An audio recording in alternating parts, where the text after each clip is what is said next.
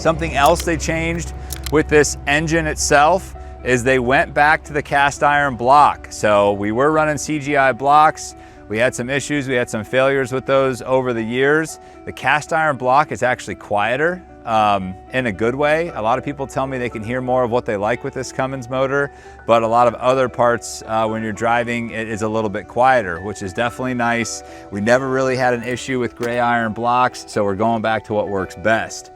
Another component, there's just a lot of stuff they changed that you don't really realize, is it has a new hole set turbo. And so bumped it up to a 10-blade turbo.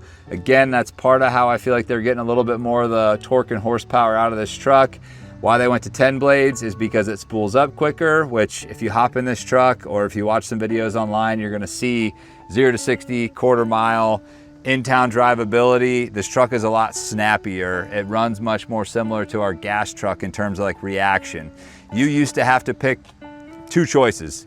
Previous generation, 3/4 ton, transmission felt pretty good, exploded when you put massive weight behind it. I don't want to say exploded, but it was not industry leading. Or you went to a 3,500 high output and you would basically hit the gas pedal on the truck and start your timer to 10 seconds. And maybe in 10 seconds, that truck would react and finally take off, because that Japanese transmission was literally used in street sweepers in Japan, and it somehow ended up in our 4th gen trucks all the way up to 2024. It just wasn't, it was very well designed in terms of it wouldn't blow up, but it was god awful to drive. It was so clunky. Now fast forward to the 25 and the 26s, we have gone to the Masters ZF, which ZF is famous for putting transmissions in Rolls Royces, Bentleys, Audis, Hellcats, Trackhawks, TRXs, our 8-speed that's in our current gas trucks, the 6.4, it's almost everything over here. And so they have finally abandoned making their own transmissions or going to Eisen and said, hey, we're going to the best in the business, we're going to ZF. Do not be alarmed. That transmission has been out for a few years now. I think it's actually going on year 4 or 5 that it's been out. It goes in commercial vehicles up well over 50,000 pound gross vehicle weight rating. Our biggest trucks are rated at about 44,000 pounds.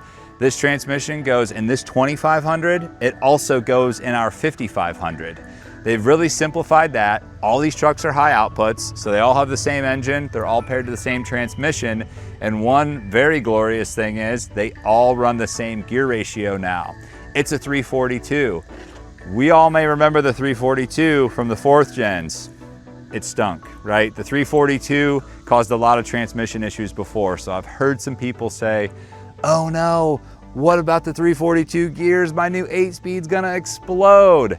No, it's not gonna explode. Gear ratios matter, but they also only matter when it also depends on what the transmission's putting out.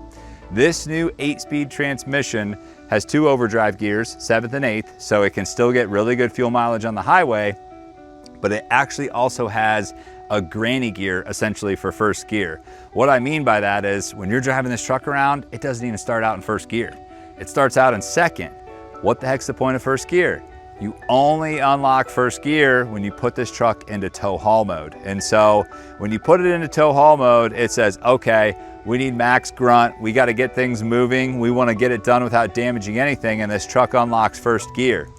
This truck with 342 gears in it, paired with the new ratio of first gear, which I believe is 489 to 1, what that would equal in a 2024 truck would be running a 450 axle ratio, which is what my max tow 4500 runs. You have that same essential gear ratio in a Ram 2500 single wheel today. So much different.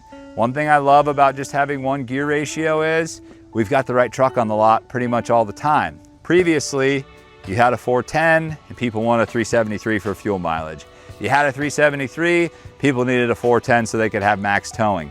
All that goes away. They're all 342s. Doesn't matter if it's a 3/4 ton, a 1 ton, or a 1 ton dually.